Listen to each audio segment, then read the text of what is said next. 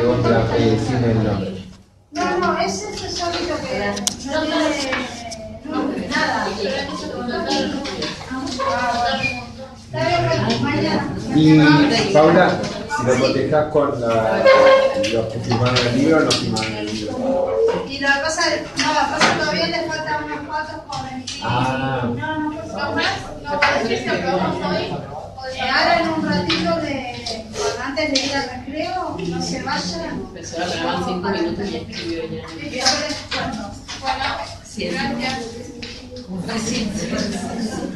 Profesor, Sí. ¿eso ahí no de troncocefálico dijo? Troncocefálico, mesencéfalo, protuberancia y bulbo raquídeo. Bien. Esto sería lo que constituye el sistema nervioso central. El sistema nervioso central sería en la estructura de procesamiento que vimos nosotros, perdón, el esquema que vimos el otro día, la estructura de procesamiento. Vieron que nosotros dividimos en tres partes: la estructura receptiva, la estructura de procesamiento y la estructura ejecutiva. Bueno, la estructura de procesamiento estaría formado por todo lo que es el sistema nervioso central. O elaboración. O de elaboración. ¿No se dice sistema nervioso central autónomo? No, ahora vamos a ver eso a qué se lo denomina autónomo. Ahora vamos a ver eso, todavía no. Esto es sistema nervioso central.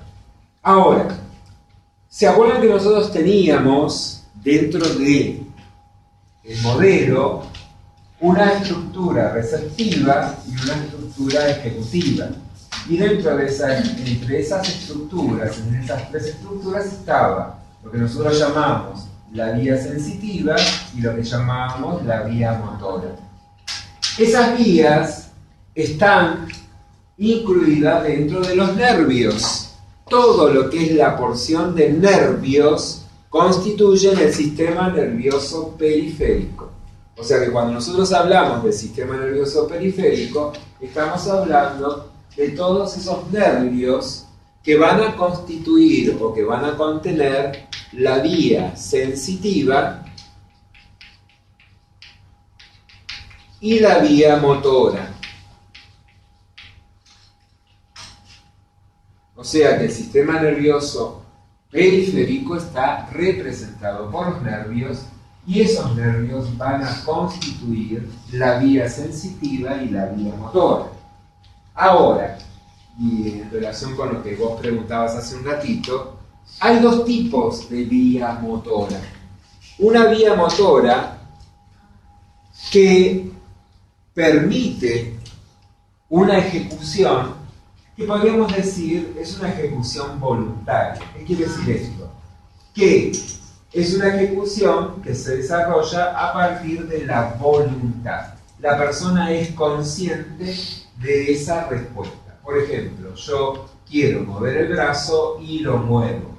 Esa respuesta que está desarrollada por todo lo que es la estructura de ejecución, viene a partir de una vía motora o de distintas vías motoras, pero que provienen de la corteza cerebral. Por eso la persona es consciente, por eso la persona voluntariamente desarrolla, ejecuta esa respuesta. Entonces, esa vía motora que es consciente se llama vía motora somática. La vía motora somática es la vía motora consciente. Es aquella respuesta que viene de la corteza cerebral. Viene del cerebro, pero de una porción superior del cerebro, que es la corteza cerebral. Ahora, en este momento quizás haya vasos sanguíneos de mi cuerpo que, por una necesidad, están redistribuyendo el volumen de sangre y por lo tanto reducen su calibre para que más cantidad de sangre vaya a otros lugares del cuerpo donde se necesita. En este caso, como yo hace un rato almorcé, seguramente muchos de los vasos sanguíneos de distintas partes del cuerpo en este momento reducen su flujo sanguíneo porque reducen su calibre y están dilatando los calibres de otros vasos sanguíneos que están en el sistema digestivo. ¿Para qué? Para que justamente haya más flujo de sangre en los órganos digestivos que en este momento tienen más trabajo. Es involuntario. Ahora, yo no puedo con la voluntad decirle o determinar que tales vasos sanguíneos hagan tal respuesta y otros vasos sanguíneos hagan tal otra. Esas respuestas también provienen del sistema nervioso, también provienen de la estructura de elaboración, vienen por la vía motora, pero no vienen por la vía motora somática, sino que vienen por la vía motora autónoma. Son algunas paredes de órganos. Generalmente pueden los órganos efectores que van a responder a esta información que viene por esta vía motora autónoma corresponde a musculatura lisa, a tejido glandular o a musculatura cardíaca. Esta vía motora autónoma es lo que comúnmente en la bibliografía aparece como sistema nervioso autónomo. Lo que comúnmente llamamos sistema nervioso autónomo es la vía motora autónoma.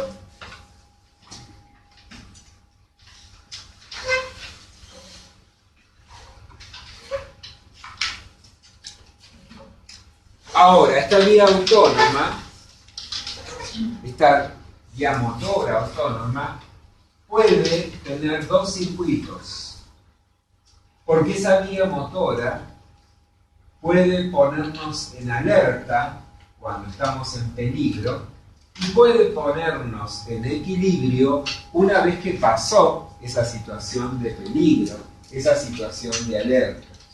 Entonces, yo en esta vía autónoma puedo encontrar dos ramas. Una rama que se llama simpática y la otra rama que se llama parasimpática.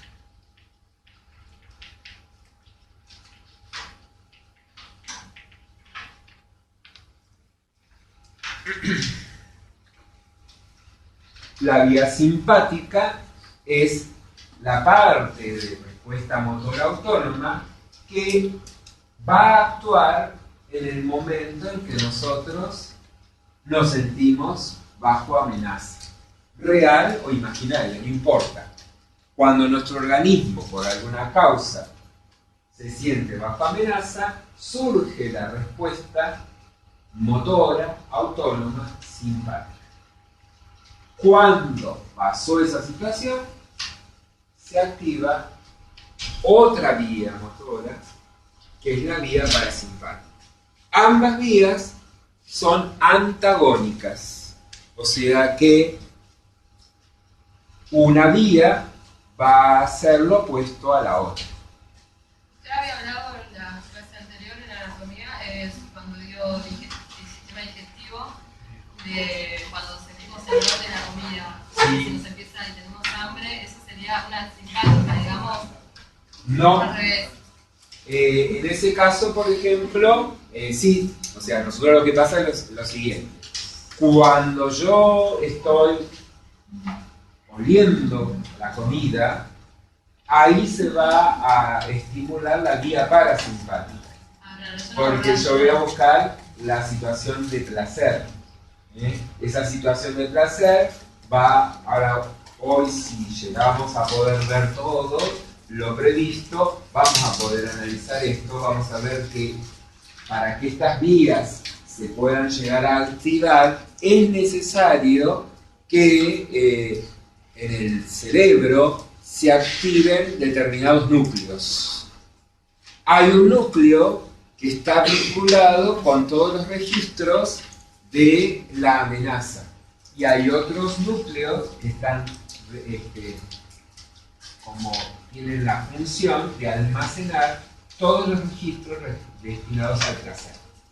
Entonces, por eso es que de acuerdo a cómo la información llegue al cerebro y al cerebro con qué núcleo lo asocie, será que se active una o la otra vía. ¿Está? Eso después lo vamos a ir analizando cuando llegamos a ver el sistema de sí. Generalmente todo lo que tiene que ver con lo placentero está relacionado con la vía parasimpática, con todo lo que tiene que ver con la búsqueda de la satisfacción, y todo lo que ponga en reto, como en situación de dar una respuesta para poder solucionar un problema, un desequilibrio, una amenaza, ahí actúa la vía simpática. Una da el placer y otra responde a un estímulo. Las dos responden a estímulos. Lo que pasa es que una responde al estímulo placentero o a estímulos que se relacionan o que el cerebro los vincula con lo placentero, y otros responden a estímulos que el cerebro los vincula con la amenaza. Y eso era un poco lo que hablamos el otro día, que algunas personas ante una misma situación pueden responder de manera opuesta. A algunos puede activarse la vía parasimpática y a otros la vía simpática en la misma situación. ¿Y por qué? Por ejemplo, decíamos el otro día, estamos en el aula y hay gente que a lo mejor está disfrutando de esta situación de aula porque le gusta aprender, porque es un placer poder tener más información, y todos esos estímulos que se generan o porque está compartiendo con compañeros o porque está con la persona que se encuentra a gusto y demás. Hay un montón de situaciones que a lo mejor esa persona vincula dentro del aula con todos estímulos o con una gran mayoría de estímulos que el cerebro traduce de esa persona como placentero, y esa persona va a tener respuestas placenteras. O sea que depende también la persona cómo lo asimile. Tal cual. ¿Qué registros tiene previos? Porque el cerebro, ¿por qué en una situación reconoce o relaciona que esos estímulos son placenteros o que esos estímulos mismos son displacenteros y causan una amenaza? Porque eso tiene que ver con que nuestro cerebro asocia los estímulos actuales con registros anteriores. Y de acuerdo a si este estímulo actual se asemeja a un registro anterior que quedó almacenado en nuestro cerebro placentero, bueno, este estímulo actual será vivido como algo placentero. En cambio, si este estímulo actual es asociado por nuestro cerebro por un registro anterior de amenaza, ese estímulo actual va a ser considerado una amenaza. ¿Tá? Y entonces dos personas van a tener situaciones o respuestas opuestas ante el mismo entorno, ante el mismo ambiente, ante la misma situación. O sea que es muy personal. Es muy personal. Sí. ¿Y es posible cambiar ese registro, digamos? Y hay que trabajarlo. Justamente la terapia es una de las, no solamente la psicoterapia, sino todas las terapias que sirven para poder manejar lo que es el miedo, lo que es la ansiedad, lo que es el temor, lo que es el displacer, ayudan a que el cerebro cambie esos registros. Primero lo que hay que hacer es que ese cerebro se haga consciente de ese registro. Porque uno por ahí de afuera puede ver muy bien cuál es el problema y qué le pasa a la persona, pero la persona no lo ve, no lo entiende. Entonces, el primer trabajo que hay que hacer, que justamente las terapias ayudan a eso, es a ir trabajando para que la persona se haga consciente de ese vínculo que hace entre los estímulos y el registro que tiene. Una vez que se hace consciente, empieza a generar cuáles son las respuestas que puede empezar a desarrollar para enfrentar la situación desde otro lugar. Luego, al ir haciendo esto, tiene que ejecutarlas. Al ejecutarlas, tiene que medir los resultados. y a medida que va midiendo los resultados y se va cambiando esos registros a nivel cerebral, es como que yo voy sacando un archivo que tenía en un núcleo y lo estoy mandando a otro núcleo. Es como que yo estoy rompiendo una red sináptica y estoy fortaleciendo nuevas redes sinápticas. Porque en definitiva es eso lo que pasa a nivel del cerebro. O sea, nosotros respondemos, conocemos, analizamos el mundo, interpretamos lo que leemos y demás por millones de sinapsis que en nuestro cerebro se fueron construyendo y se construyen cada día. Hoy, en este momento, ustedes están generando sinapsis, nuevas sinapsis. Nuevas sinapsis que si son significativas, a la noche, cuando estén durmiendo, van a ir como afianzándose. Pero ¿ya está todo solucionado? No. Para que esto después tenga una continuidad, tiene que seguir utilizándose esas informaciones, esas respuestas, esas interpretaciones, porque cada vez que yo utilice, voy como a ir consolidando la red sináptica.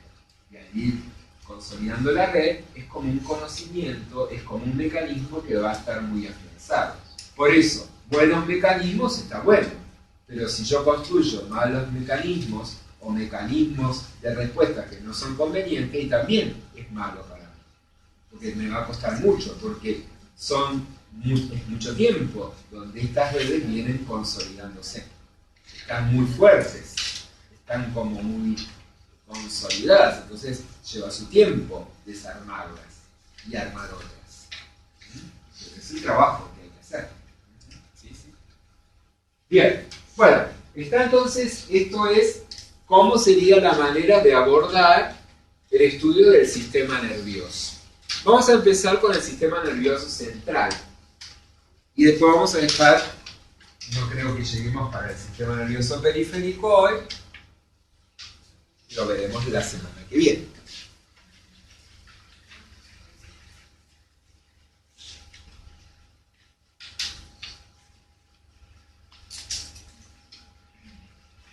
Bueno, vamos a ver, el sistema nervioso central sería la estructura de procesamiento.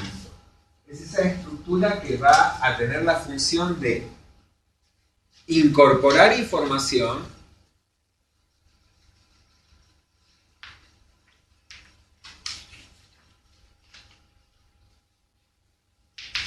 analizar la información,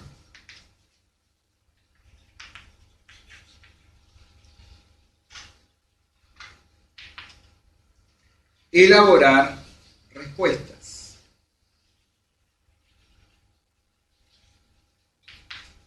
O sea que este sistema nervioso central se va a encargar fundamentalmente de captar la información que le viene a través del sistema nervioso periférico, analizar esa información y elaborar respuestas.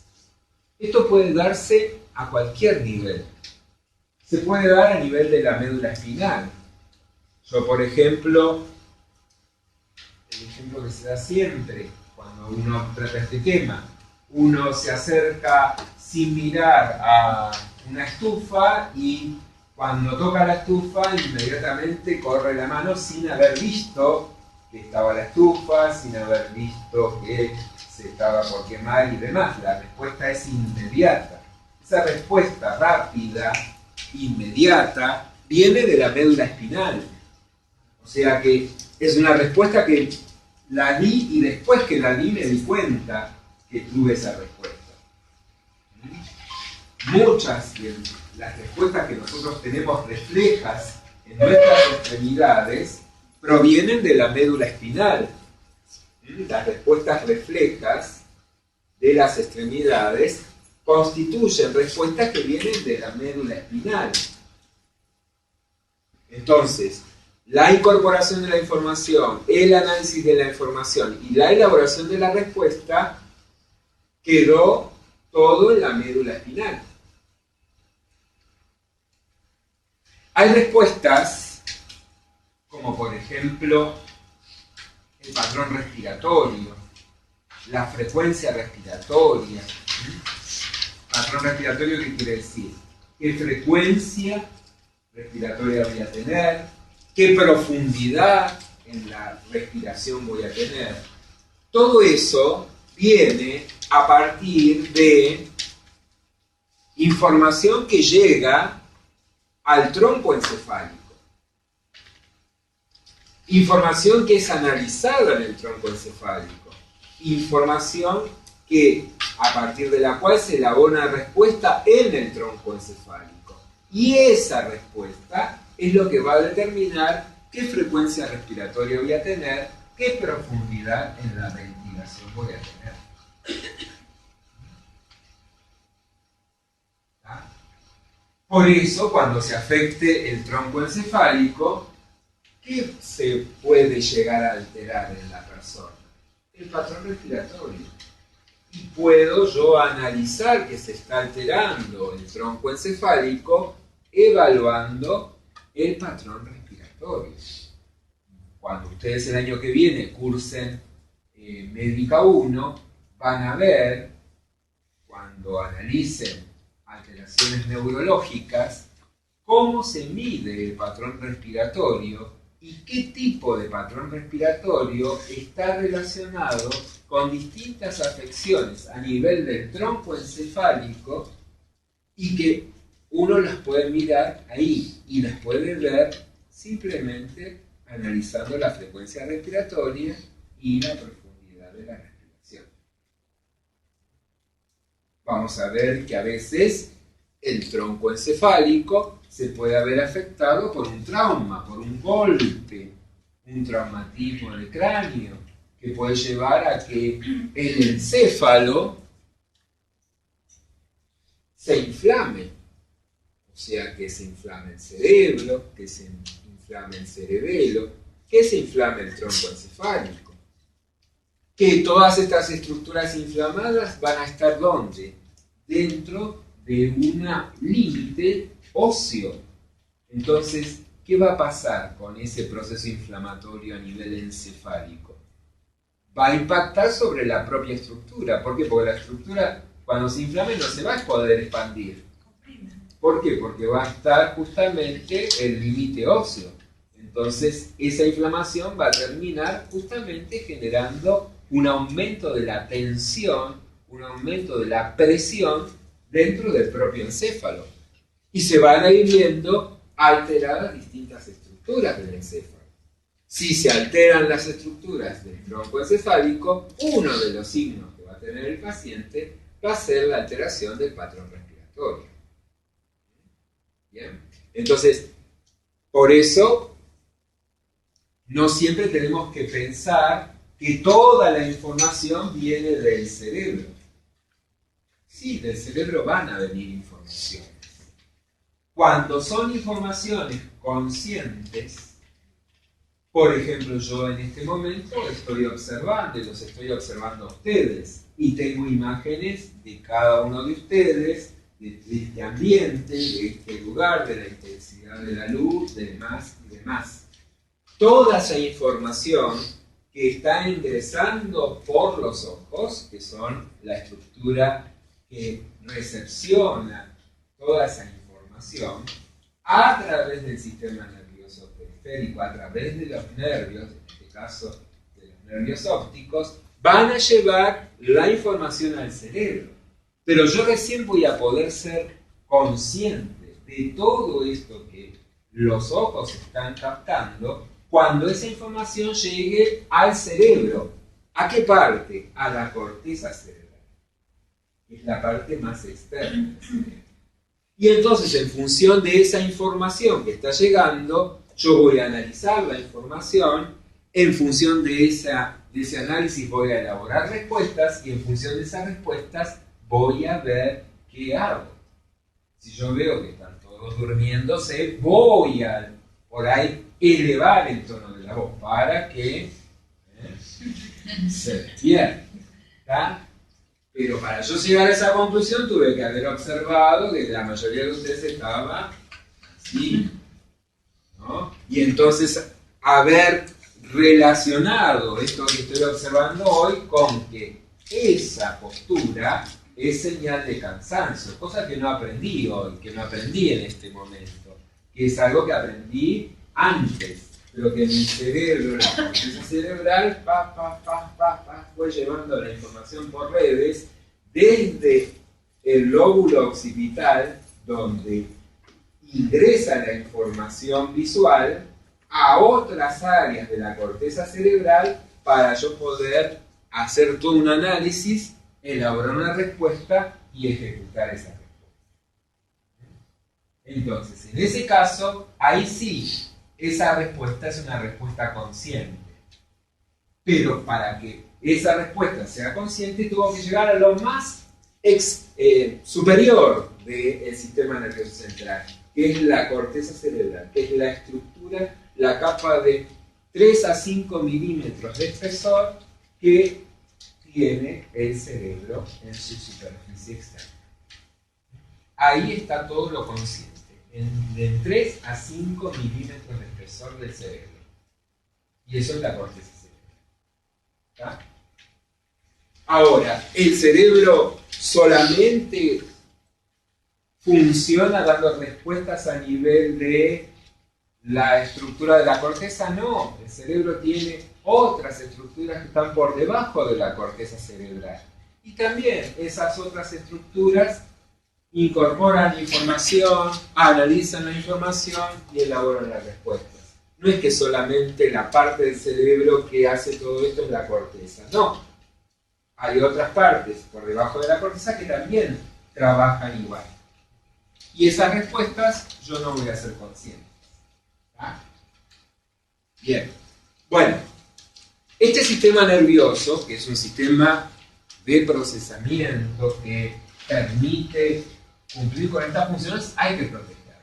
Hay que protegerlo. Y en el proceso evolutivo, el hombre fue adquiriendo distintas formas para proteger a este sistema nervioso. Una forma de proteger al sistema nervioso central es la estructura ósea. O sea que este sistema nervioso central está protegido por una protección ósea. En este caso, el encéfalo por los huesos del cráneo. Todo lo que es la estructura del encéfalo está protegido por los huesos del cráneo. Y la médula espinal por la columna vertebral.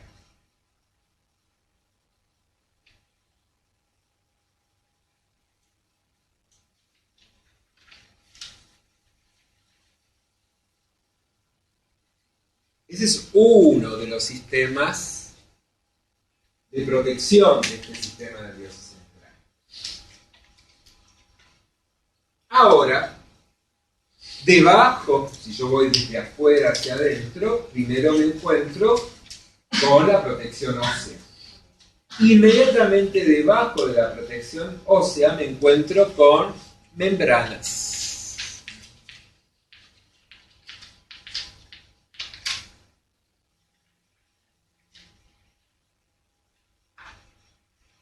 Esas membranas, que son las meninges.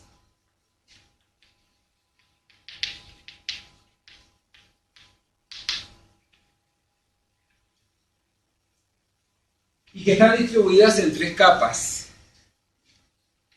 La más externa, la que está en contacto con el hueso, es la dura madre.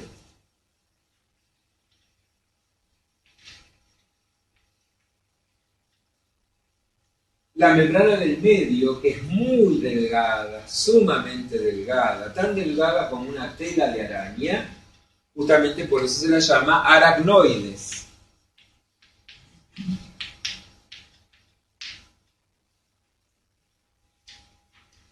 Y la más interna, la que está en contacto con los órganos del sistema nervioso central directamente, es la pía madre.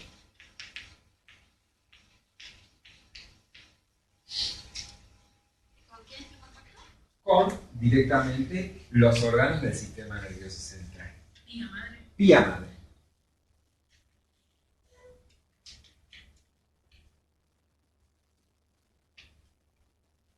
¿Se acuerdan cuando veíamos pleura, cuando veíamos peritoneo?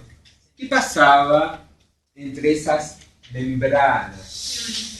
Había un espacio, había un líquido. Bueno, acá hay espacio también para justamente evitar la erosión. Y vamos a ver que también en uno de los espacios va a reforzar la protección del sistema nervioso central. Este es el espacio subdural. Entre la dura madre y la aracnoides está el espacio subdural.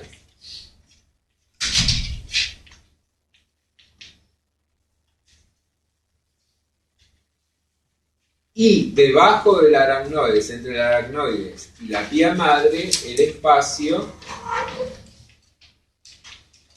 subaracnoide.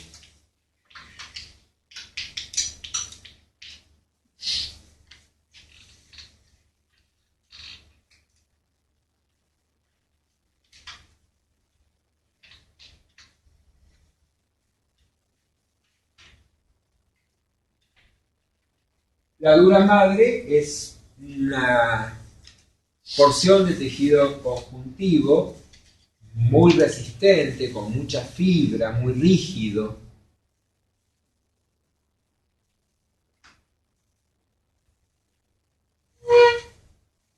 De las tres capas de meninge es la más resistente. La dura madre. Y esa resistencia está dada porque en la matriz de ese tejido hay muchas fibras. ¿Se acuerdan que esas fibras proteicas ayudan a, de acuerdo a cómo se distribuyen, a ofrecer resistencia?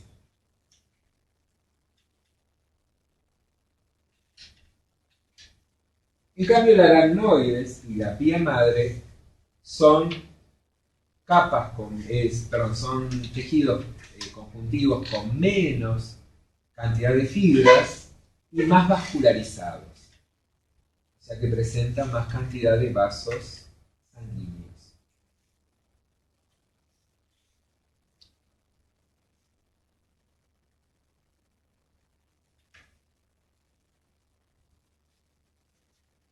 Acá, en el espacio subaracnoideo, encontramos un líquido que se obtiene del filtrado sanguíneo.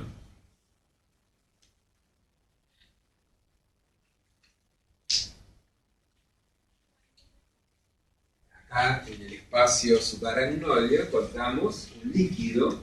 Es un líquido que se obtiene del filtrado sanguíneo. Un líquido que tiene la característica de cristal de roca, o es un líquido que es acuoso, que no debe presentar turbidez.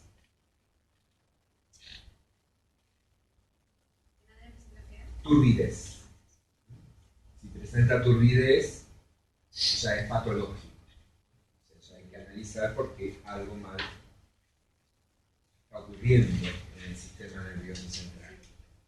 Ese líquido, turbidez. Ese líquido es el líquido cefalorraquídeo.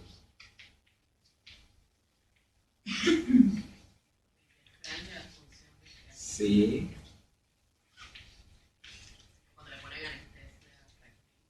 No, ese es acá. El líquido cefalorraquídeo, que la sigla es esta, es un líquido que va a estar por fuera del sistema nervioso central, justamente en el espacio subaracnoideo. Este líquido cefalorraquídeo, que es un líquido que va a estar circulando por fuera del sistema nervioso central, en el espacio subaracnoideo, también va a ser un elemento de protección.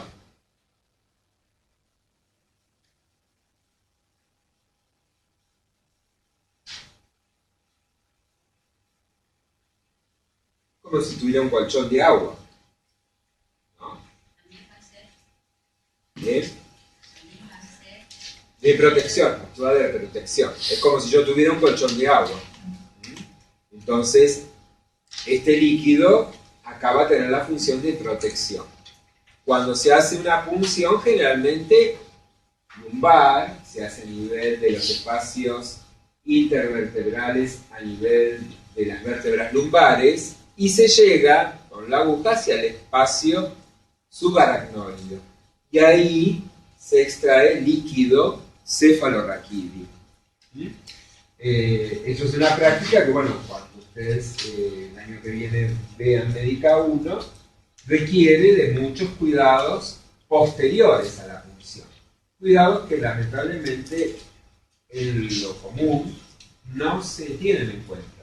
Y muchas veces terminan generando cefaleas muy intensas en los pacientes después que tuvieron una punción lumbar, que son muy intensas, que en algunos casos pueden llegar a generar descompensación por el dolor, que se pueden evitar con ciertos cuidados que se pueden tener posterior a la extracción del líquido cefalorraquídeo.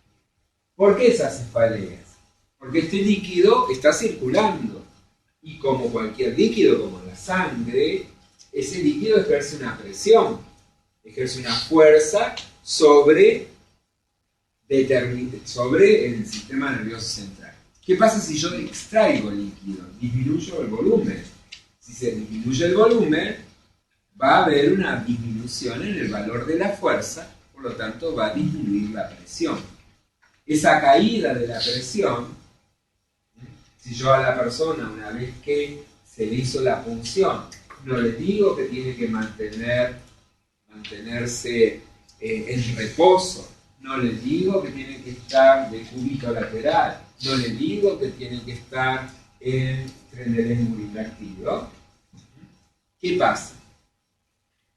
La persona se incorpora y ese descenso de la presión del líquido cefalorraquídeo va a impactar sobre el encéfalo.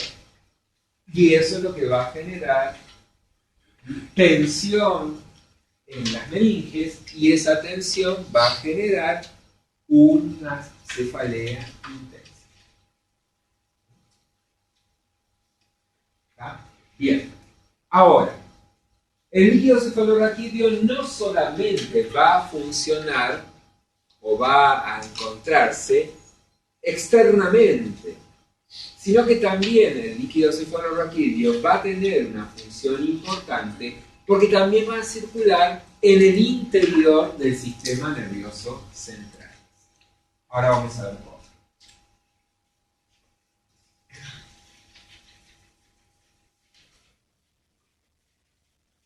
Si yo hago un corte del sistema nervioso central, del cerebro, estoy haciendo un esquema, del tronco encefálico y de la médula espinal,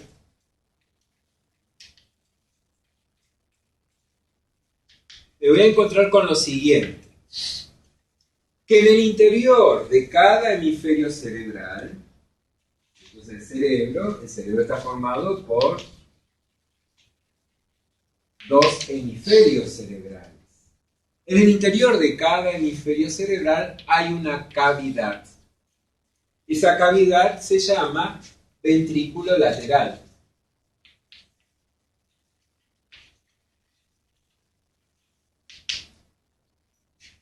O sea que cada hemisferio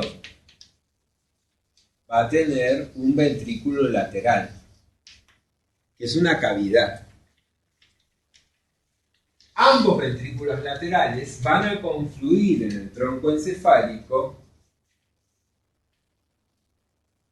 en una tercer cavidad que se llama tercer ventrículo.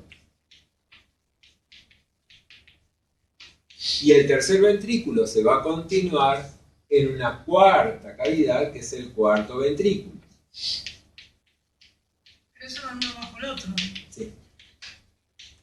Y a su vez el cuarto ventrículo se va a continuar a lo largo de la médula espinal por un conducto que se llama conducto del epéndido.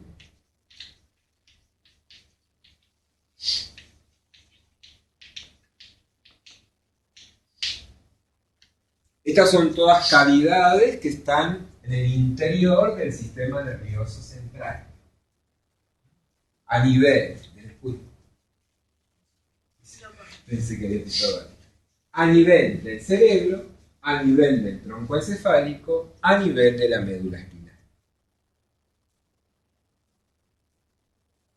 ¿Dónde se va a ir formando ese líquido?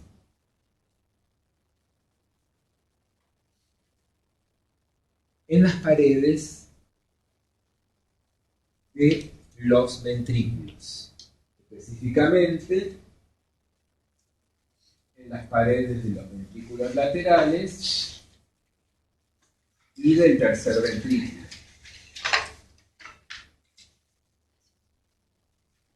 En las paredes de ventrículos laterales, especialmente en la zona de las bases, y en el tercer ventrículo, ahí se va a ir produciendo un filtrado sanguíneo.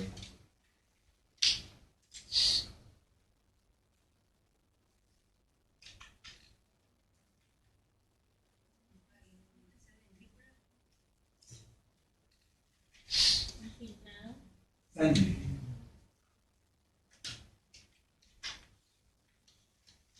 A partir de una red de capilares,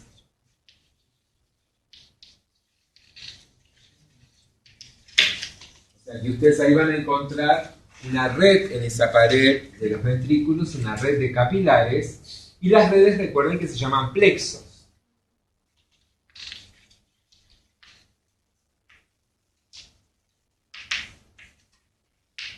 Plexos coroides.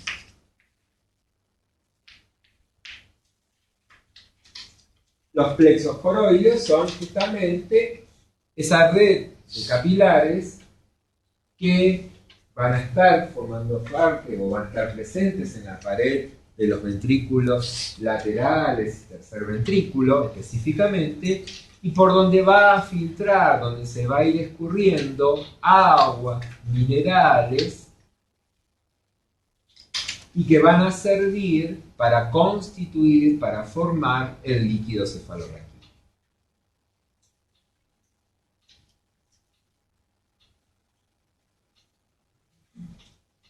Donde se va quitando agua, minerales. Minerales que se van a ir escurriendo y van a ir formando el líquido cefalorraquídeo.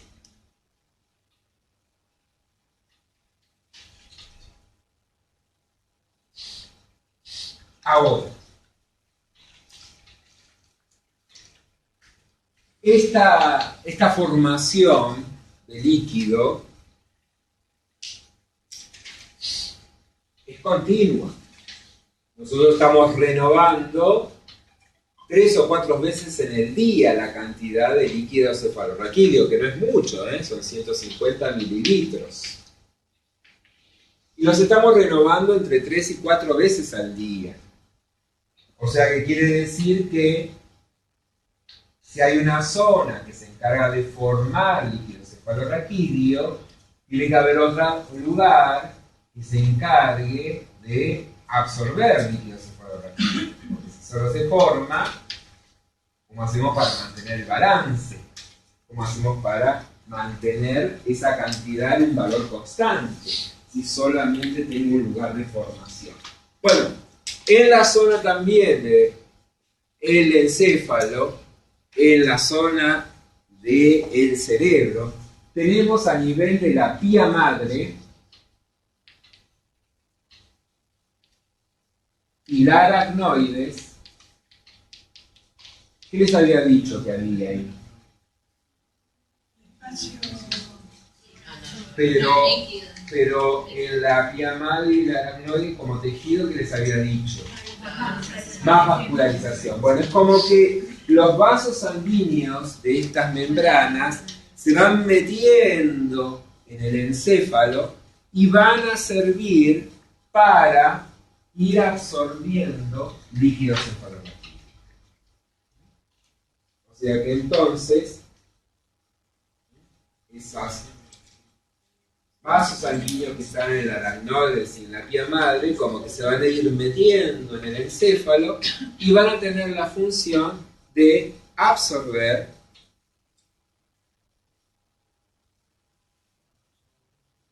líquidos cefalorraquídeos.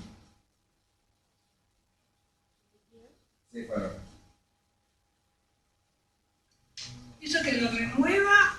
Claro, entonces tenemos un lugar de producción y un lugar de absorción.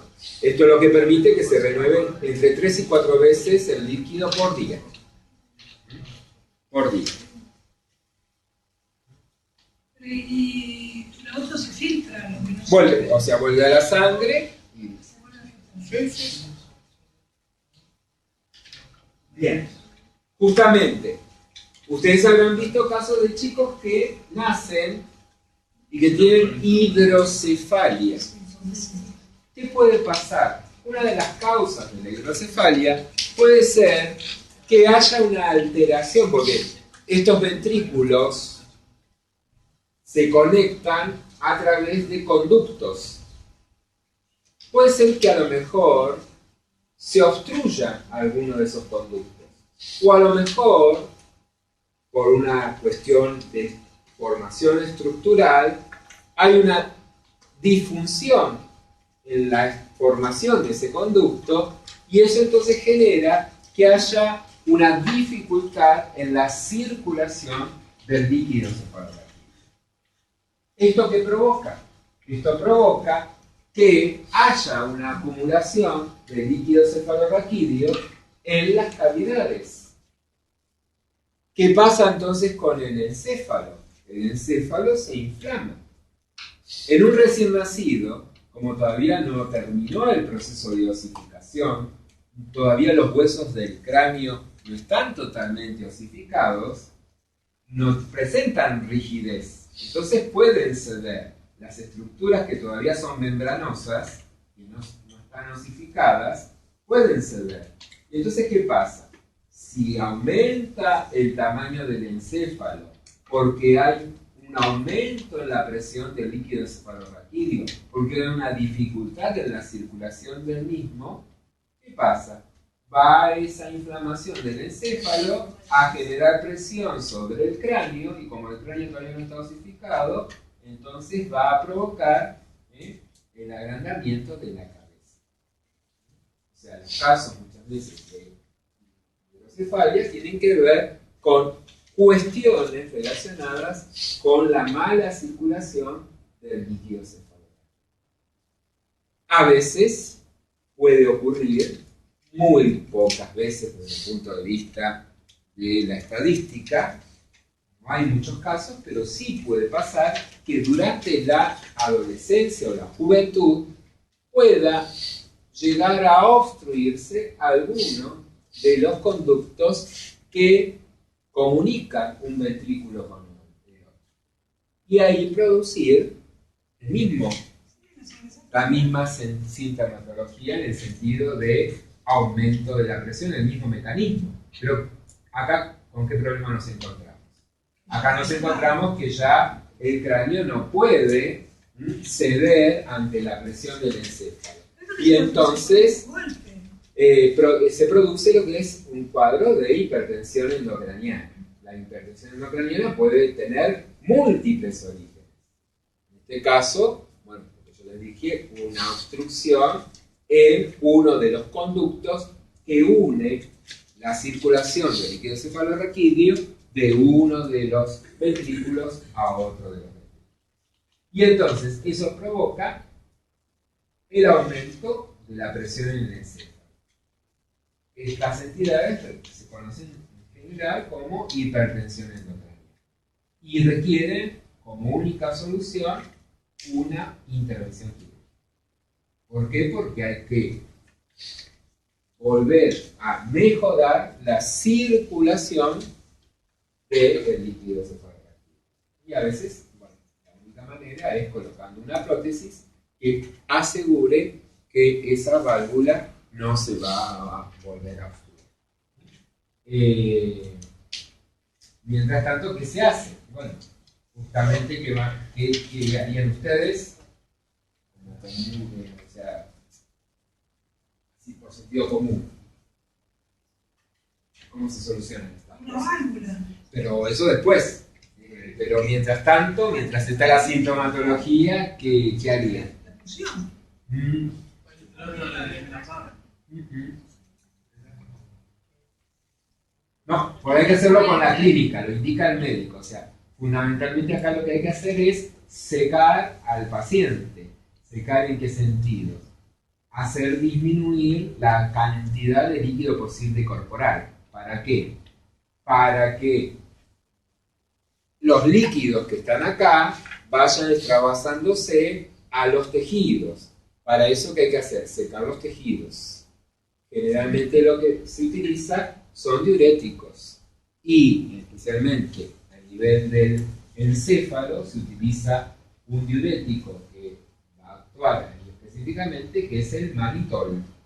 Mannitol que va a tener la función de regular la cantidad, la concentración de líquido a nivel del tejido del encéfalo para que justamente vaya extrayendo líquido que está acá molestando y que está ejerciendo presión. ¿Tá?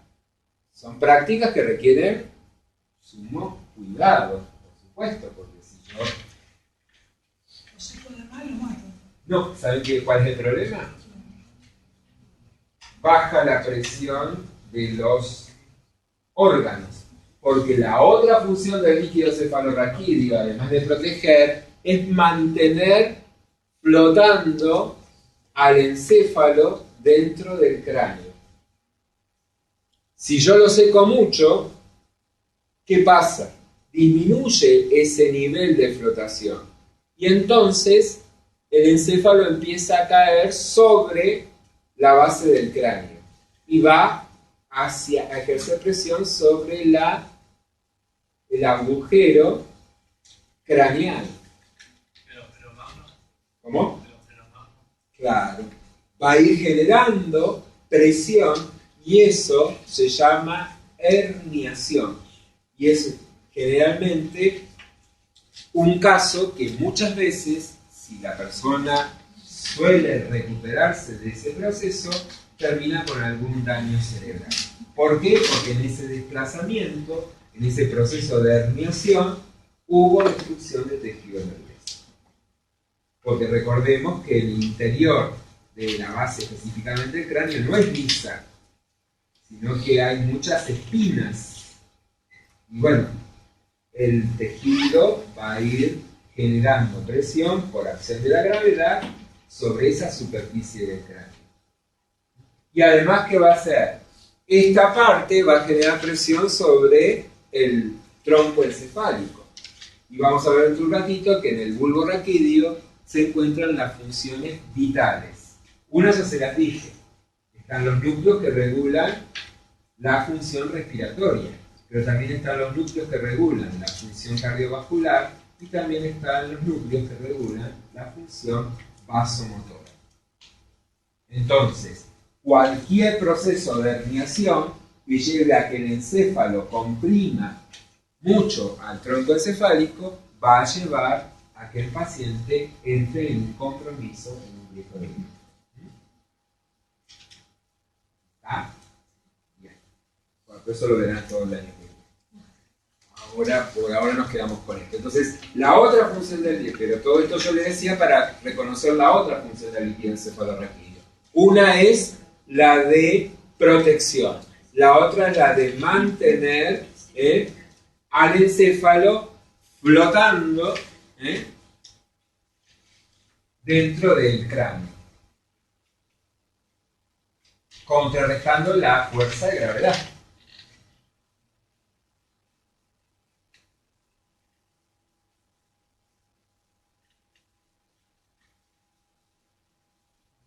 Otra función que también sirve es para mantener el equilibrio del medio interno.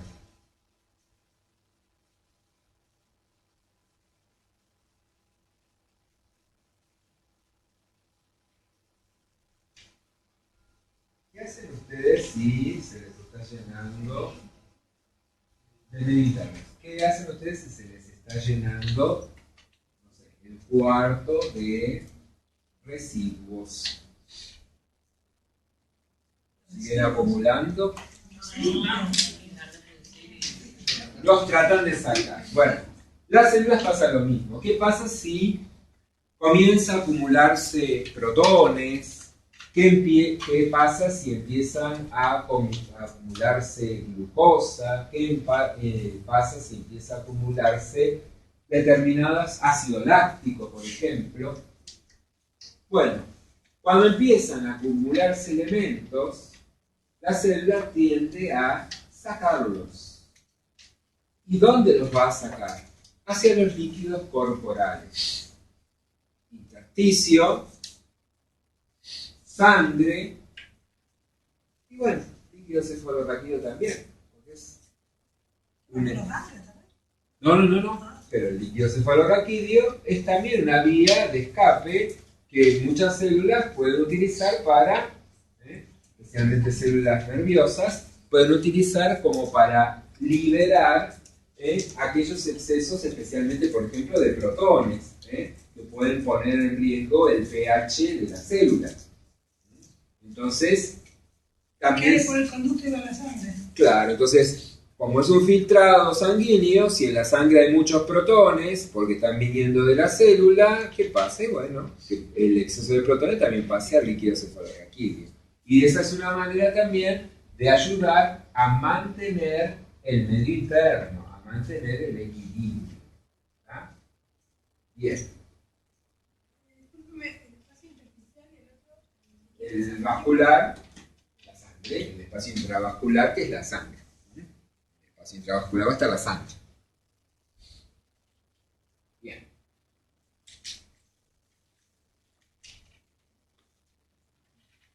¿Por qué se hará una punción para extraer líquido cefalorraquídeo?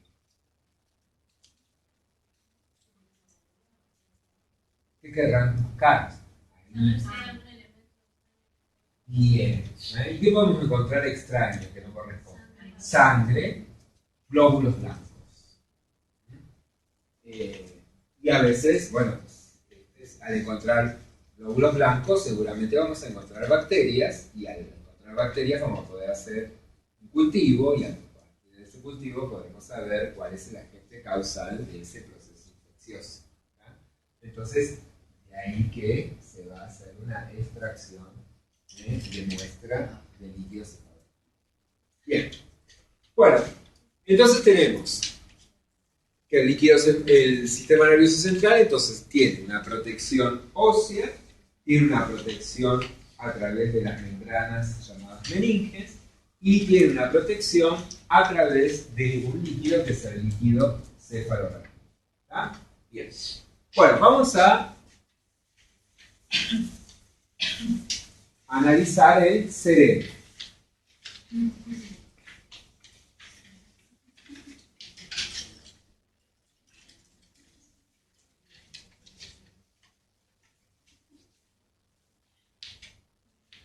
Bien.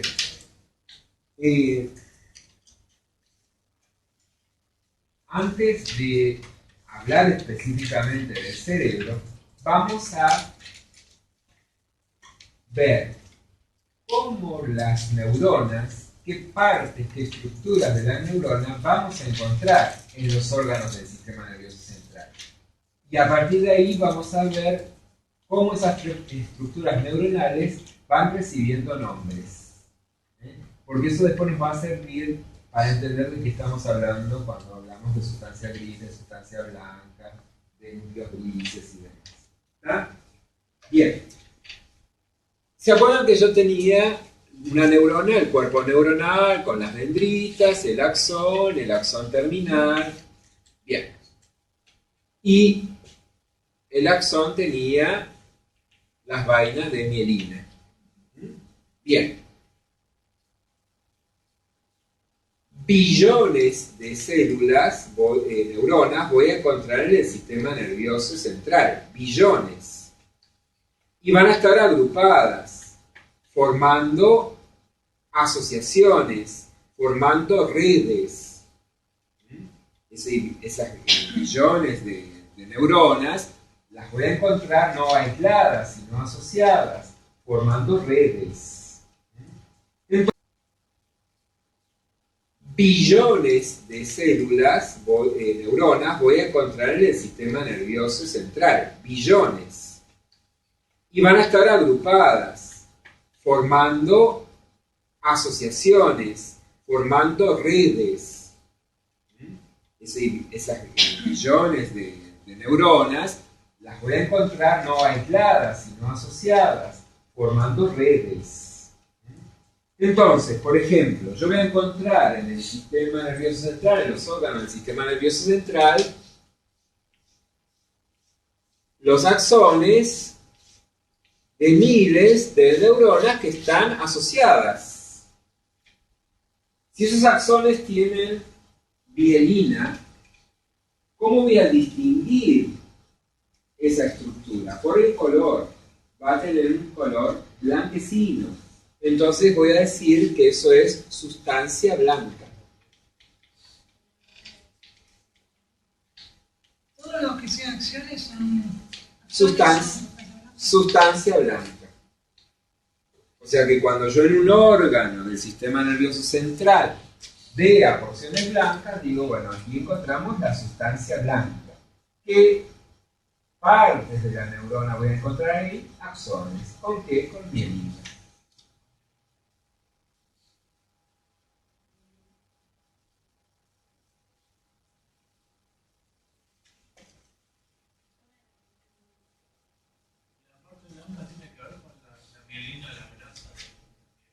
Sí, sí, por eso.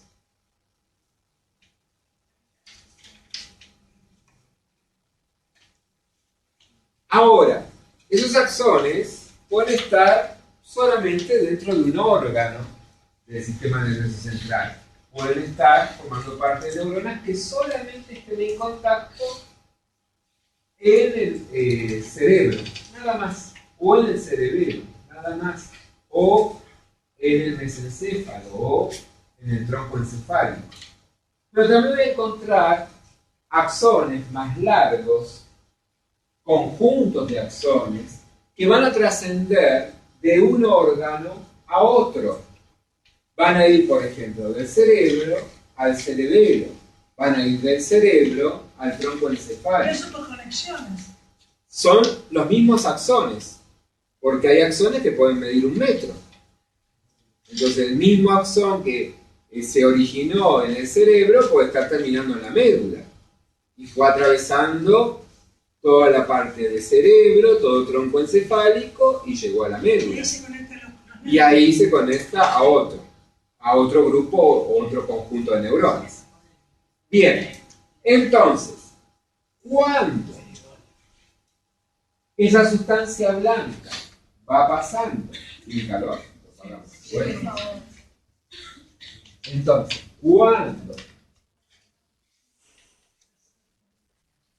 ¿cuándo esa sustancia blanca, entonces, esos miles de axones van y vienen de un órgano a otro del sistema nervioso central, a ese conjunto de axones lo llamo haces.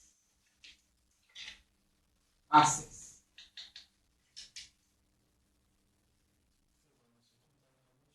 Son muchos y que van de un órgano a otro del sistema nervioso central. Están en un órgano y en otro. Que van de uno a otro, que están del cerebro y pasan por el tronco encefálico, o que están en el cerebro, se originaron en el cerebro y pasaron al cerebelo. O sea que conectan un órgano con otro o un órgano con varios órganos del sistema nervioso central. Bien. Ahora, En estos axones, la información puede circular en dos sentidos, ¿no? Porque supónganse que acá está el receptor y estos axones llevan la información que venía del receptor y lo lleva hacia el sistema nervioso central, qué sé yo, cerebro. Entonces, este conjunto de axones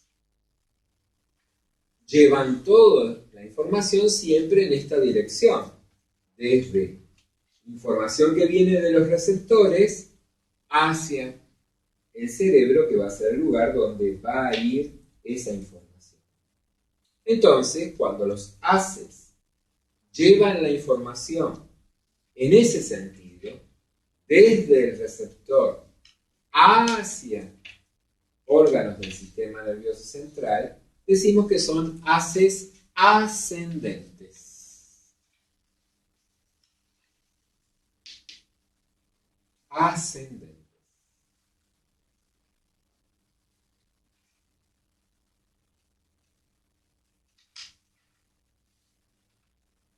En cambio, yo puedo tener axones que lleven información del cerebro o desde cualquier órgano del sistema nervioso central, no importa qué, hacia el órgano efector.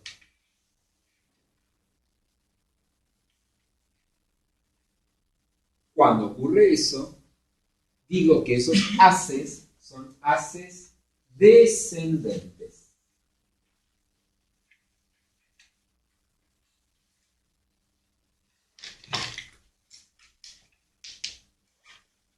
Entonces voy a tener conjuntos de axones que van a llevar información, por ejemplo, desde la médula al cerebro, conjuntos de axones que lleven información del cerebro a la médula.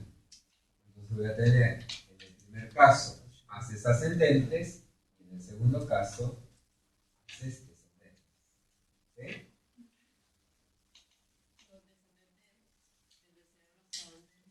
O sea, estoy diciendo el cerebro, pero puede venir del cerebelo, o sea, siempre de una zona superior hacia el órgano efector. Perfecto. Eso tiene que ver con el modelo que vimos el otro día, ¿se acuerdan?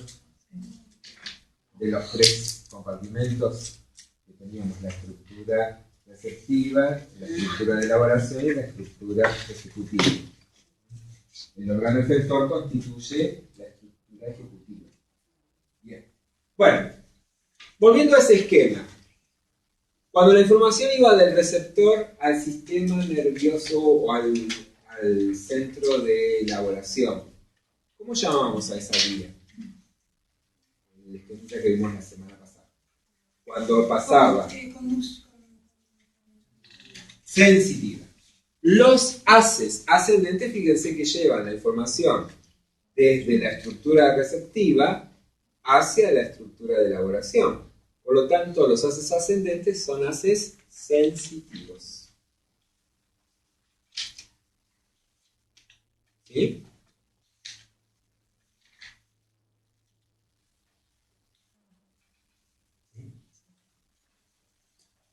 Y los descendentes, motores, porque llevan la información desde el sistema nervioso central hacia los órganos efectores. Entonces los haces descendentes son haces motores.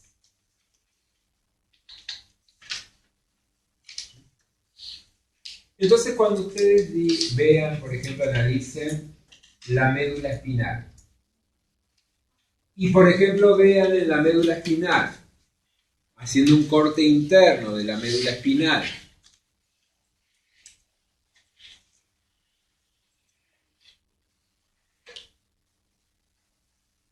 Y decimos, la sustancia blanca es externa.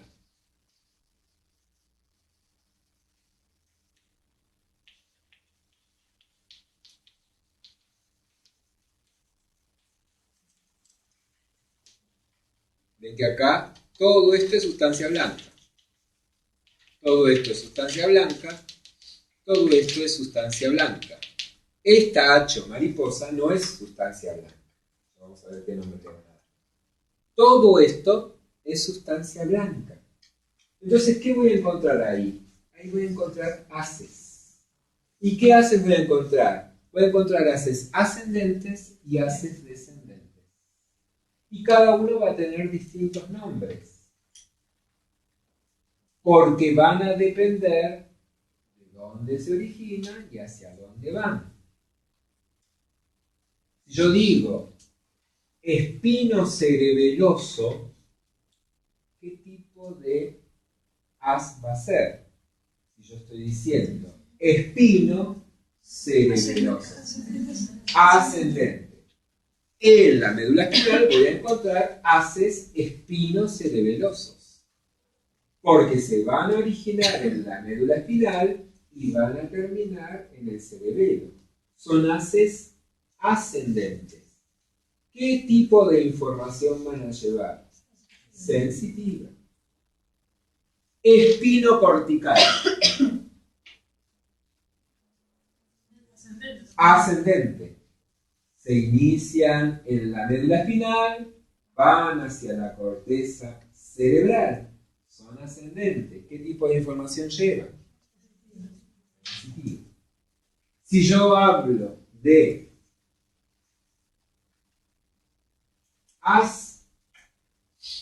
rubo espinal. Rubo espinal, sí. ¿Por qué es descendente? El núcleo rojo. ¿Y el núcleo rojo dónde está? Más arriba, en el mesencéfalo. Es un núcleo del mesencéfalo. Entonces, es un núcleo, es un haz, descendente. Viene del mesencéfalo, que es una estructura del sistema nervioso central superior, y va a ir hacia la médula espinal. Como tiene un sentido descendente, ¿qué tipo de respuesta va a dar? Motora. La información que lleva es motora. Entonces, ¿para qué les digo esto? Porque ustedes van a ponerse a leer médula y les van a describir toda la médula con las funciones, los núcleos y demás. Pero no los estudien de memoria, no tienen sentido estudiarlos de memoria, sino saber esto, que va a haber núcleos que tienen que ver, haces que van a tener que ver con la respuesta motora, y va a haber haces que van a transmitir la información sensitiva, que son ascendentes y descendentes. Y entonces van a empezar a relacionar por qué se llaman de esa manera, y solamente con el nombre ya van a saber si es un ascendente, descendente, si es sensitivo o si es. Son maneras de ir buscando una forma de abordar el conocimiento que no sea estudiando de memoria. Bien, ahora, ya tenemos ubicado qué estructura forman los axones en el sistema nervioso central. Ahora vamos a ver qué van a formar los cuerpos neuronales que van a formar los axones terminales. ¿Qué puede pasar entre un axón terminal y un cuerpo neuronal? Sinapsis. O sea que entonces yo voy a encontrar sinapsis. ¿Ahí voy a encontrar mielina? No, no hay mielina. A veces lo que puedo encontrar directamente es el axón terminal de una neurona y el cuerpo neuronal de otra. A veces, entre una neurona, entre el axón terminal de una neurona y otra neurona, voy a encontrar una neurona más pequeña que también hace sinapsis, pero que tiene un axón, es amielínico. Entonces se llama interneurona. Una interneurona, que es una neurona más pequeña, pequeña en cuanto a la longitud del axón, que carece de mielina y que se encuentra entre el axón terminal de una neurona y el cuerpo neuronal de otra. Por eso se llama interneurona. Entonces, ¿qué voy a encontrar? Yo a veces voy a encontrar zonas de sinapsis o zonas también de sinapsis mediadas por una interneurona, y todo eso que va a formar lo que se llama la sustancia gris. O sea que entonces, cuando yo veo,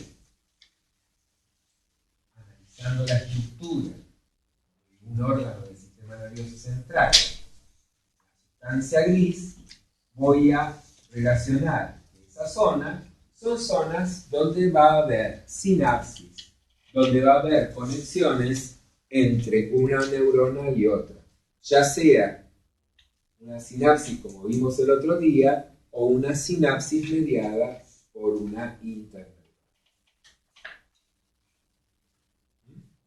Entonces, si yo hago un corte de médula, voy a encontrar que en este caso la sustancia gris es interna.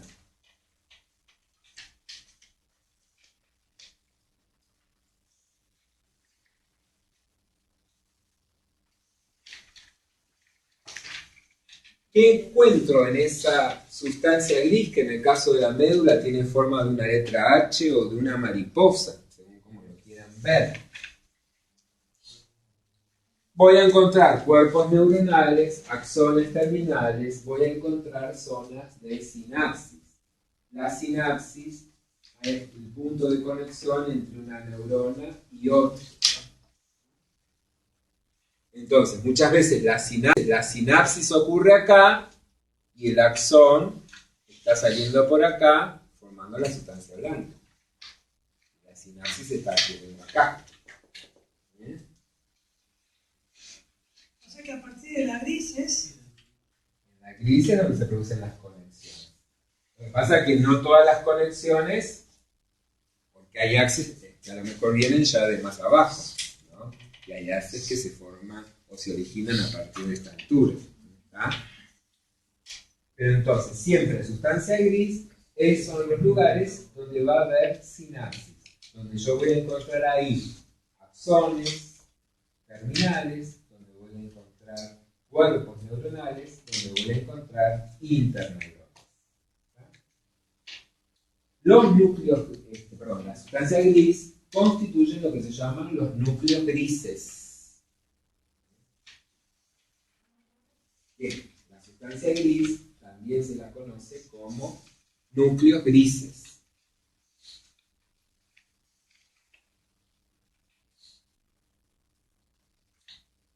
Y hay un caso donde sigue la nomenclatura antigua,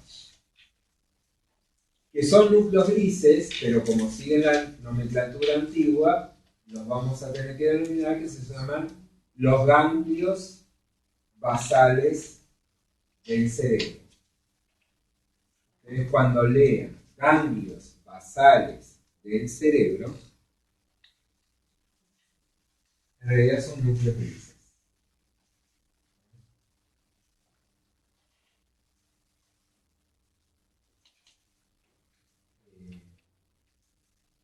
Se mantiene la denominación antigua de ganglios basales, pero son núcleos grises. No hay nada distinto ahí. Y hoy en día están siendo muy estudiados acá en nuestro país porque un grupo de científicos argentinos hace un poquito han descubierto ciertas regiones de los núcleos basales o de los ganglios basales del cerebro donde pareciera, según el trabajo, que tempranamente en estos núcleos grises comienza en ciertas personas a haber un proceso de transformación y alteración que determinaría la aparición del mal de Parkinson. Entonces, al comprobarse esto, ahora ellos están viendo de pasar a la segunda etapa de ver cómo podrían trabajar para interrumpir esta transformación precoz, temprana, de lo que ocurre en los ganglios basales, y de esta manera ver si al frenar eso se podría frenar la aparición del ganglio de Parkinson.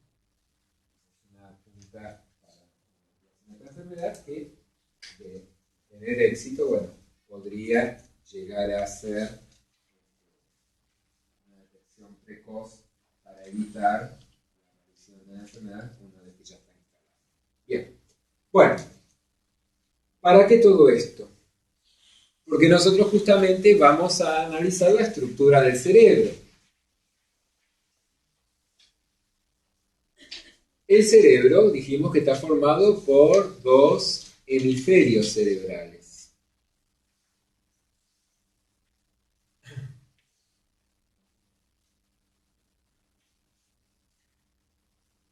El tejido cerebral,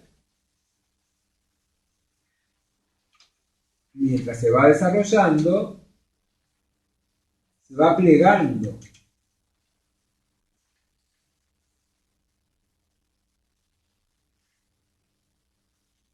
En ese plegamiento va formando hendiduras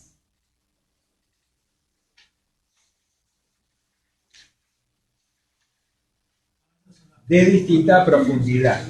Claro. Claro. Uno va viendo esas hendiduras. Esas hendiduras surgen porque a medida que se va desarrollando el tejido cerebral, va plegándose. Y en ese, ¿cómo? Por el espacio, por una cuestión de los límites que le va a ir dando los otros tejidos. Entonces, en ese plegamiento se van formando determinadas hendiduras de distinta profundidad. Las menos profundas se llaman surcos. Las más profundas, fisuras.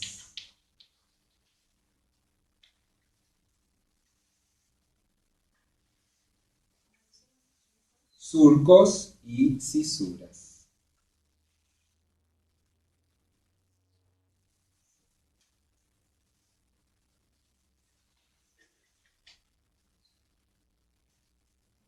Si observamos externamente, vamos a encontrar estas fisuras. La fisura de Rolando,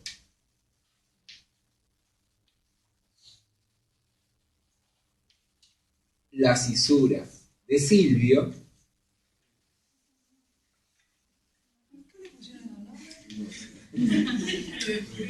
¿Serían los hijos de que lo descubrió? y la fisura perpendicular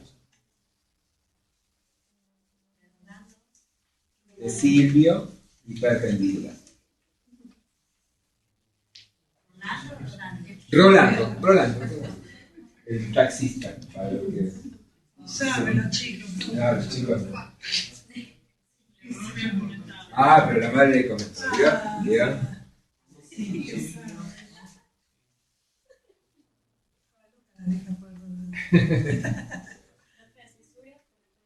Perpendicular. Bien.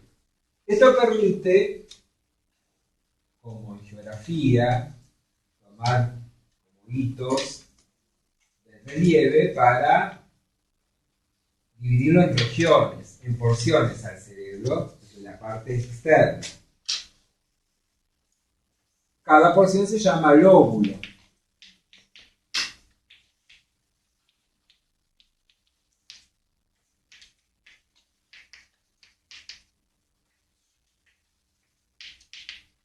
Y acá no se jugaron mucho, porque son los nombres de los lóbulos son los mismos nombres de los huesos del cráneo. O sea que tenemos el lóbulo frontal, el lóbulo parietal, el lóbulo occipital y el lóbulo temporal.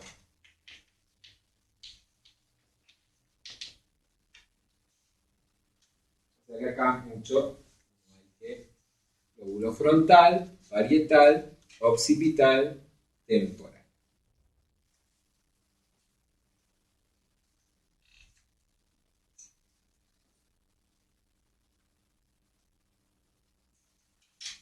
Si yo hago una apertura con unos separadores de los bordes de la cisura de Silvio, se puede abrir y me voy a encontrar una parte más de corteza que está en la base de ese surco más profundo. Por eso a esa parte que también es corteza se la conoce con el nombre de lóbulo de la ínsula, que no se observa a simple vista, sino que hay que abrir, separar los bordes de la cisura de Silvio. Lóbulo de la ínsula. El lóbulo de la ínsula.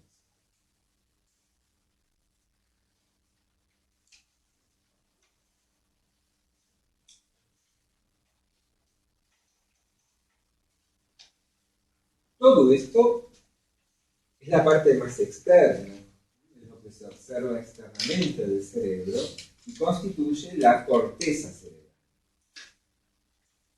que es sustancia gris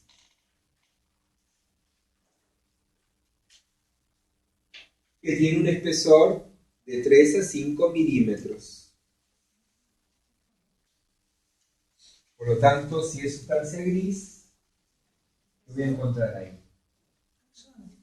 Axones, no. Cuerpos, axones terminales, interneuronas. Voy a encontrar ahí núcleos grises.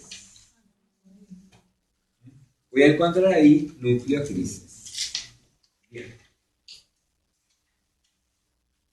Bueno, para no hacer un zafarrancho de cosas ahí, vamos a ir nombrando lo que vamos a encontrar en los lóbulos.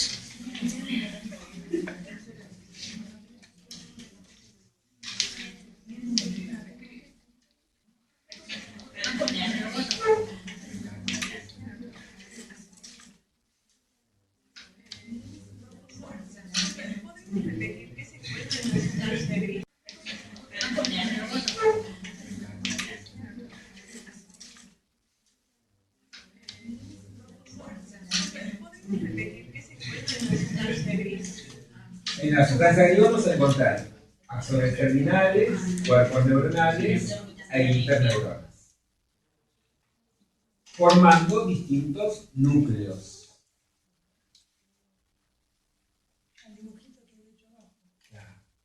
Los núcleos son zonas de conexión. Recuerden que los núcleos son zonas de conexión, porque si yo voy a encontrar neuronas con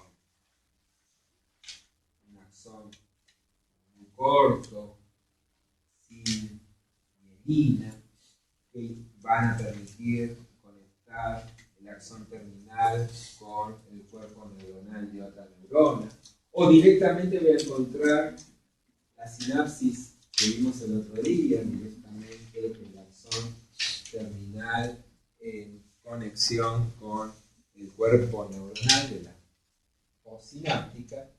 Todos estos núcleos van a ser zonas de conexiones. Por lo tanto, acá va a llegar información y va a salir información. O sea que en la corteza yo tengo que pensar que son lugares donde llega información y donde sale información. Eso es lo que tengo que tener primeramente en claro. Vamos a ver, por ejemplo, yo les había dicho, en el lóbulo occipital que llega. En el lóbulo occipital llega información relacionada con lo visual. Por eso ahí voy a encontrar el centro de la visión, que es un núcleo gris.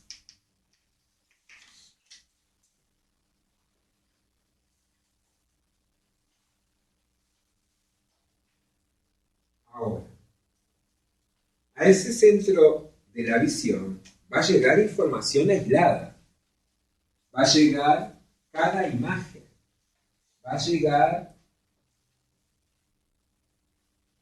cada tonalidad, cada cosa que yo estoy incorporando a través de los receptores, que son los ojos.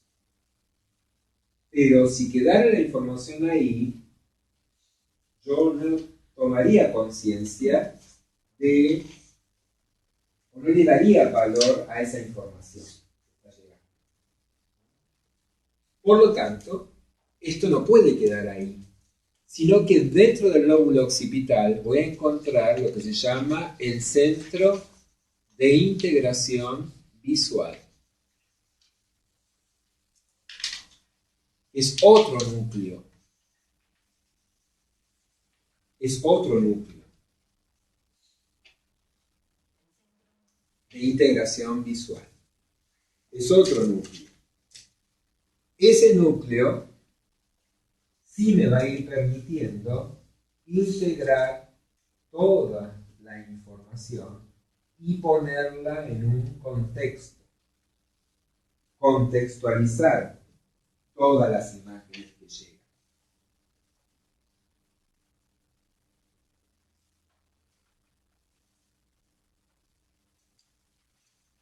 ¿Se entiende la diferencia entre un núcleo y otro?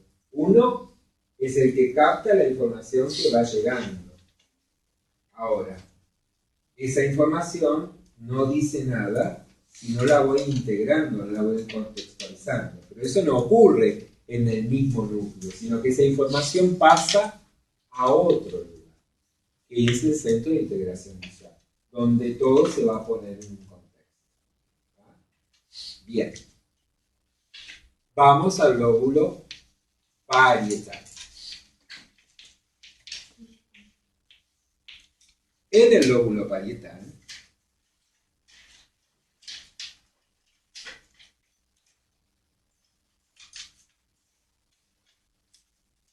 voy a integrar esta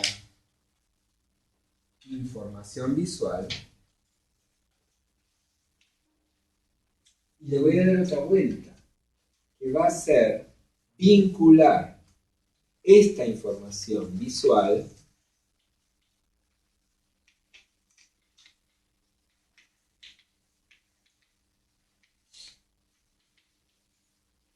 con la experiencia.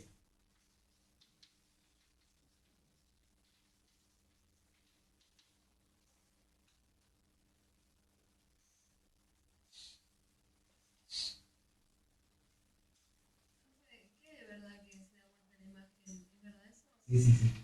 Sí, en realidad, de acuerdo a los estudios de la óptica, que uno hace en la secundaria, siguiendo la marca de los rayos, la información que se genera y que se refleja en la retina, la imagen que se refleja en la retina es una imagen disminuida en tamaño e invertida. Es la imagen que se va a formar en el receptor. Pero esa imagen luego va a llegar, se va a corregir en el centro visual. Bien. Ahora, ¿qué significa esto de vincular la información visual con la experiencia? Cosas que ya viste muchas veces. Claro, cosas que me permiten reconocer, me permiten relacionar con las emociones, me permiten relacionar con lo que ya conozco y lo nuevo. Por lo tanto, de ahí va a surgir lo que me impacte, de lo que no me impacte, de lo que me haga llamar la atención, de lo que no me haga llamar la atención. O sea que la respuesta que voy a tener de lo que yo estoy viendo, en realidad va a surgir de lo que pase acá. De lo que pase acá. Si este circuito no ocurre, bueno, voy a tener algún tipo de dificultad. Si directamente se altera el centro de la visión, por más que esté funcionando los ojos, no voy a ver. Entonces voy a tener una ceguera que va a ser de tipo neurológica, causada por una alteración en la corteza cerebral en el centro de la visión. Ahora, si yo observo cosas y no reacciono, quiere decir que hay una afección en este otro núcleo que es el encargado de vincular la información visual con la experiencia.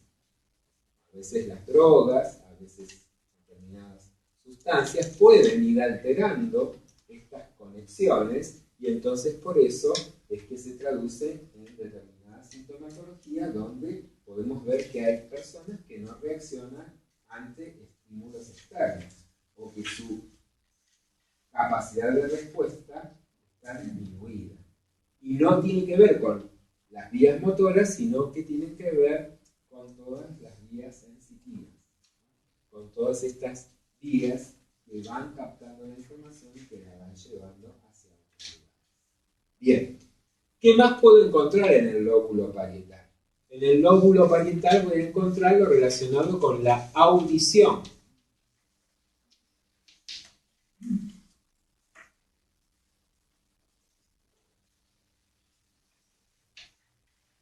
Y también aquí la audición tiene que vincularse con la información de la audición y la experiencia.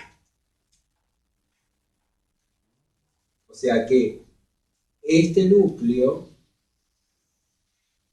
no solamente va a controlar lo que es la parte visual, sino que también va a permitir contextualizar lo auditivo. El lenguaje. ¿Qué parte del lenguaje? La comprensión. La comprensión lectora.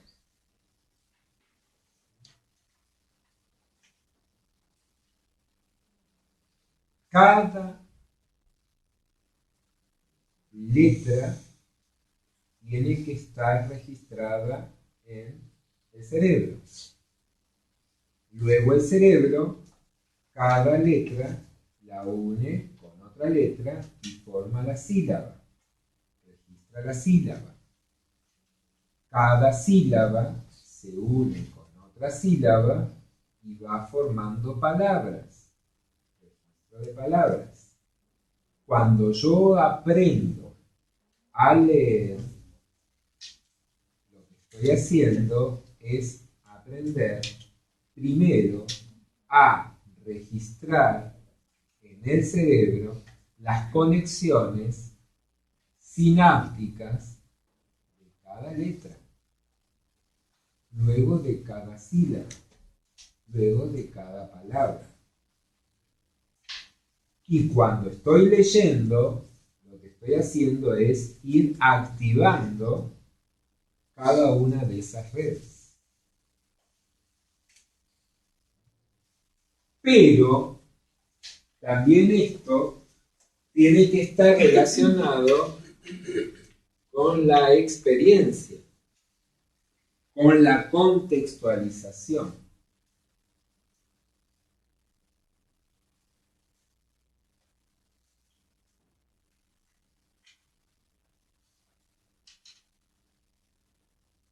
Hay chicos que tienen dislexia.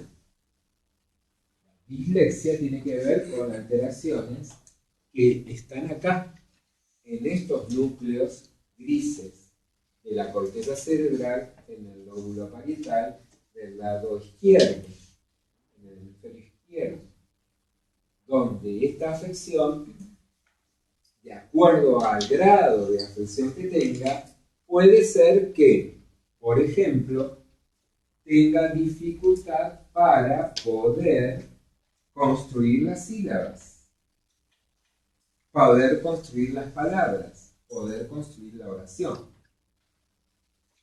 De acuerdo al grado de alteración, va a ser la dificultad que tenga. Entonces vamos a ver por ahí chicos que tengan dificultad en la escritura. Vamos a ver, tiene que ver con otra parte.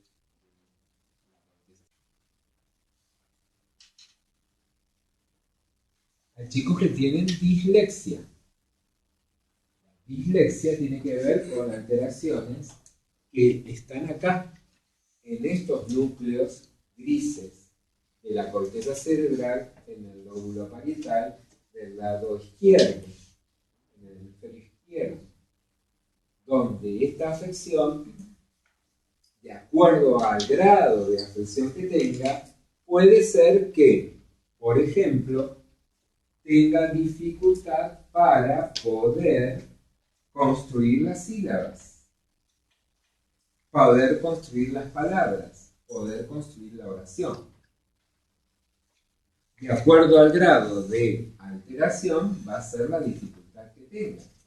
Entonces vamos a ver por ahí chicos que tengan dificultad en la escritura. Vamos a ver, tiene que ver con otra parte de la corteza cerebral.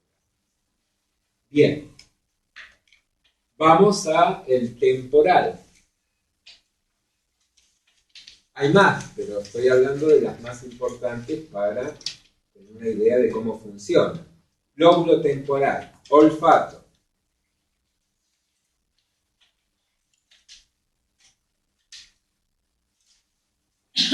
Lóbulo temporal, porción interna.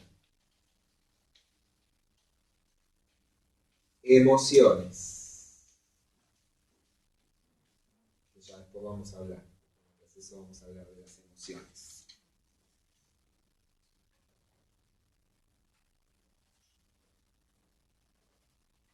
También lo mismo acá. El olfato tiene que estar relacionado con las áreas de contextualización, con las áreas de la experiencia.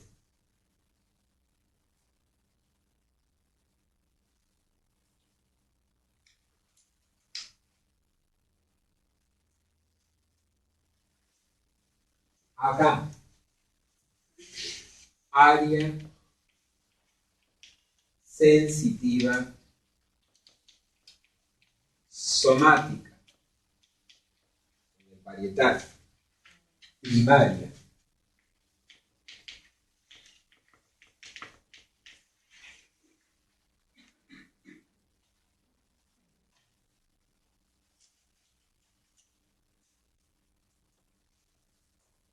Todo lo que mi cuerpo percibe como sensaciones va a ir al área de la corteza cerebral,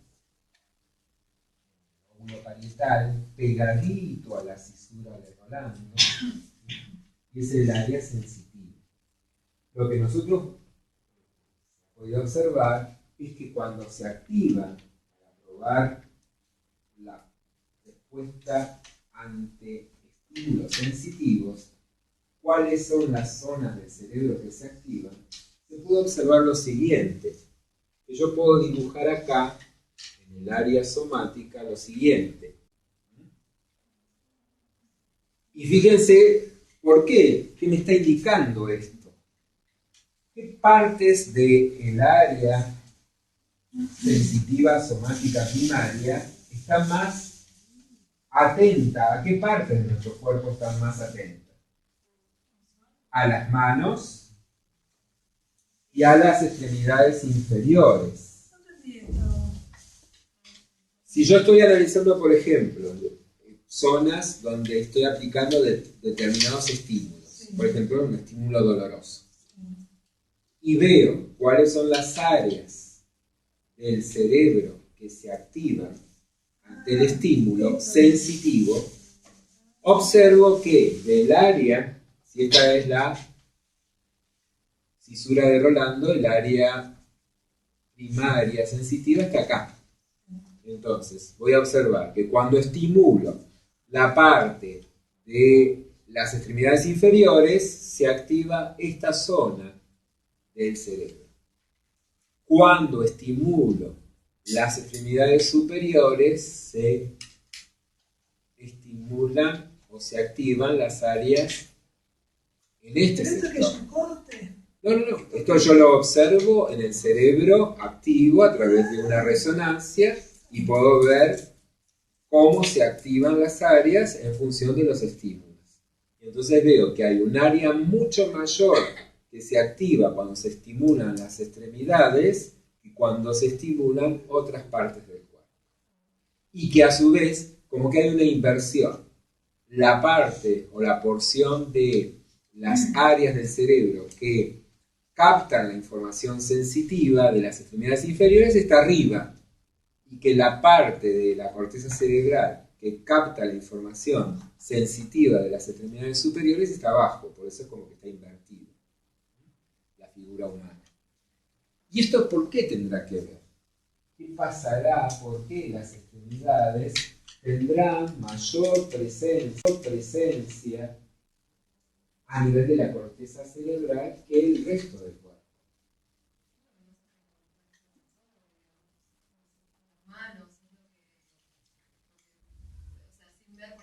Texturas, o sea, sí, más o menos voy por ahí. Es como que... y todo eso que te da, pensándolo a la especie humana dentro de un contexto de vida no actual, sino en el origen. ¿Qué te da? ¿Qué te permite el desarrollo de eso, de ese tipo de percepciones? Como sensaciones. ¿Cómo? Claro, sensaciones de... Sensaciones especialmente relacionadas con poder afianzar la seguridad. Pensar que con las manos el hombre podía defenderse, con las manos podía construir las armas para poder cazar y de esta manera poder asegurarse alimento.